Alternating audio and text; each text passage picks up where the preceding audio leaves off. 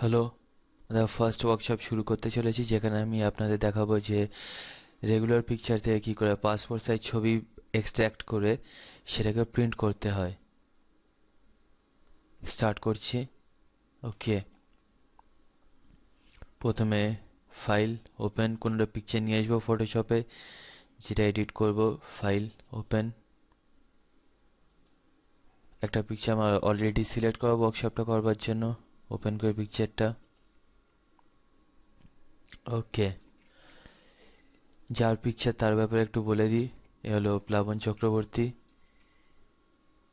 এ হচ্ছে by profession actor, আর আমার বন্ধু আর আমাকে পারমিশন দিয়েছে যে ওর ফটো নিয়ে যাতে আমি ওয়ার্কশপটা করতে পারি। প্লাবনের সাথে আপনাদের যদি কন্ট্যাক্ট করতে হয় তাহলে ওর ফেসবুক অ্যাকাউন্টও আছে, যেখানে গিয়ে আপনারা প্লাবনকে কন্ট্যাক্ট করতে পারবেন। চলো,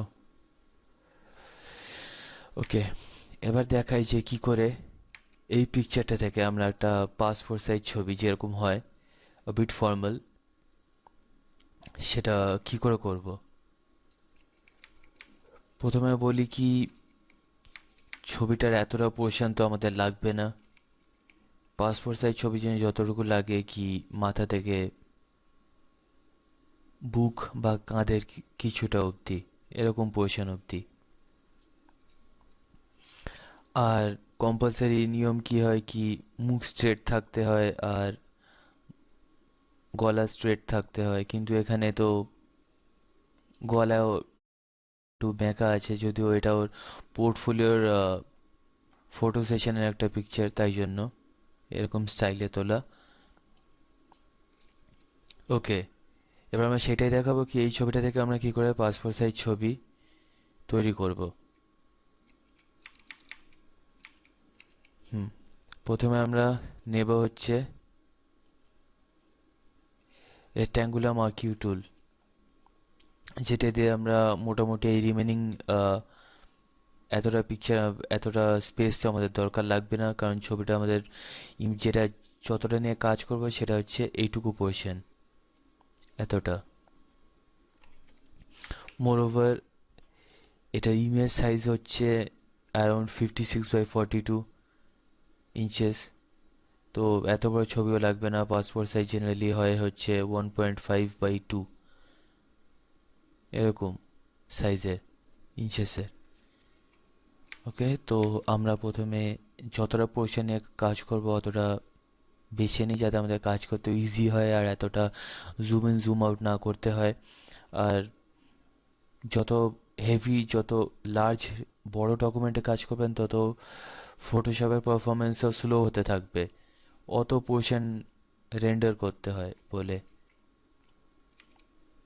ওকে, আমরা এতটুকু পোর্শন নিয়ে নিই। Control C copy, control N new, okay, and control V।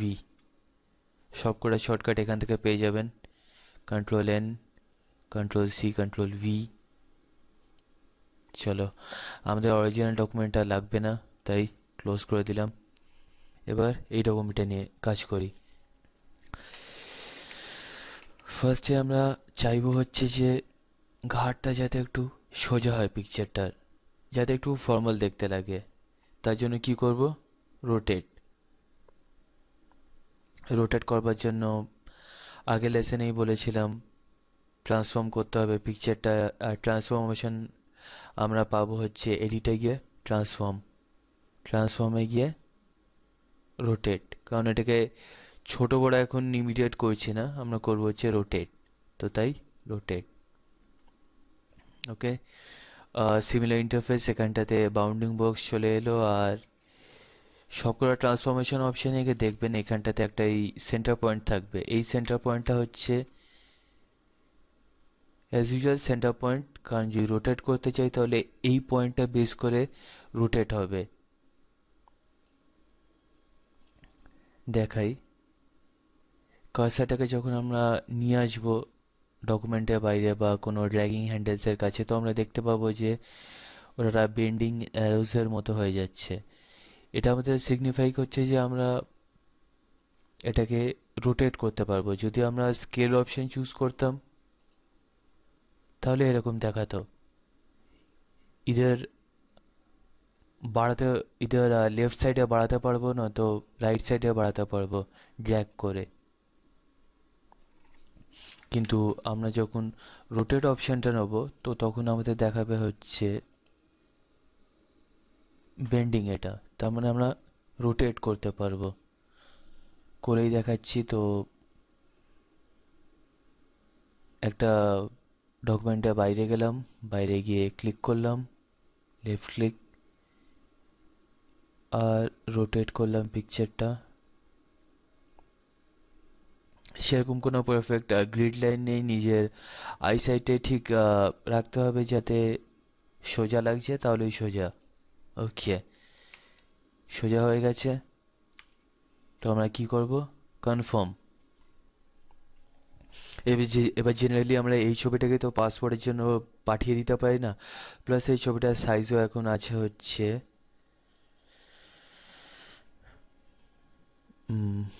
ওরকম 23 ইঞ্চি বা 21 ইঞ্চি সেরকম। তো আমাদের এত বড় তো দরকার নেই। এবার আমরা কি করব? নতুন একটা টুল ইউজ করা শিখবো, যেটা হচ্ছে ক্রপ টুল, যেটা মেনলি এই ফিচারেই ব্যবহার করা হয়। এটা হচ্ছে ক্রপ টুল। ক্রপ টুলের স্পেশালিটি হলো, ক্রপ টুলে আমরা প্রথম থেকেই প্যারামিটার্স দিয়ে দিতে পারবো।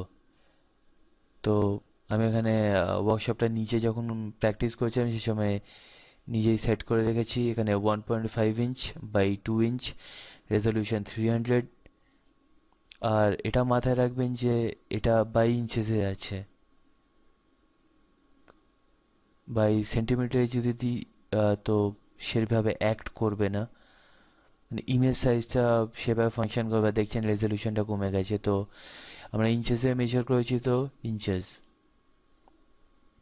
ওকে, তো ক্রপ টুলে আমরা অ্যাডভান্টেজ হচ্ছে কি, ক্রপ টুল বেসিক্যালি এই অ্যাসপেক্ট রেশিওটা হোল্ড করে রাখতে পারে।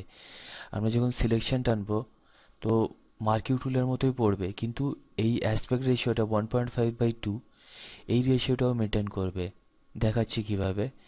লেফট ক্লিক করে যখন টানলাম, ওকে, তো আমরা সিলেকশন পেয়ে গেলাম। আর একটা অ্যাডভান্টেজ কি, এই সিলেকশনটা না পছন্দ হলে আমাদের ক্যান্সেল করে একবার টানতে হবে না, আমরা এটাকেই ড্র্যাগ করে ছড়াতে পারবো আমাদের যে পজিশনে দরকার। এই অ্যাডভান্টেজটা মার্কিউ টুলে কিন্তু আমরা পাবো না। তো এটা হচ্ছে ক্রপ টুলের স্পেশালিটি। আর একটা জিনিস বলি, এটা তো অ্যারাউন্ড ওই অ্যালবাম সাইজ প্রিন্ট লাগছে, লাইক মাথার উপর এতটা স্পেস আর এতটা বডি ক্যাপচার করছে, কিন্তু পাসপোর্ট সাইজ তো আরও কম্প্যাক্ট হয়। সেই জন্য আমরা কী করতে পারি, এখান দিয়ে স্কেল করতে পারি, এটাকে স্কেল করতে পারি।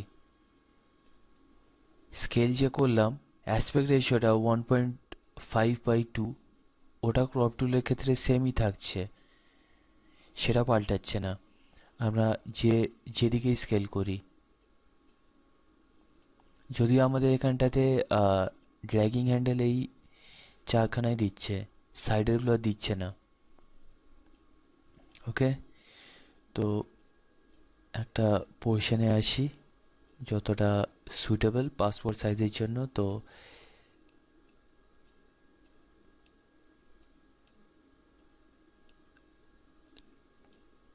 এখন ঠিক আছে, আর একটু ইয়া ইয়া ওকে, ইয়াপ, এখন পুরো ঠিক আছে। তো আমরা এবার কি করব?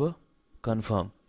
আর একটা অ্যাডভান্টেজ কি, আমরা ক্রপ টুলটা কনফার্ম করবার পর আমরা সাইডে আনওয়ান্টেড যে স্পেস লেয়ারের যে কটা ফিচার আছে ইমেজের, এগুলো আর থাকবে না। তো আমাদের লেয়ারটা 1.5/2-তে কম্প্যাক্ট হয়ে যাবে। এখানে প্রিভিউটা দেখতে পারবেন। কনফার্ম করলাম, তো ডকুমেন্টটা আমাদের রিলেটিভলি অতটুকুই নিয়ে নিল যতটুকু আমরা ক্রপ এরিয়ার মধ্যে রেখেছিলাম। আর লেয়ার্সে আমরা দেখতে পাবো কোনো আনওয়ান্টেড স্পেসেস নেই। আর গলাটাও সোজা লাগছে কম্পেয়ারিং টু অরিজিনাল ইমেজটা থেকে, যেখানটাতে গলাটা একটু বেঁকা আছে কিন্তু এইখানে সেটা সোজা।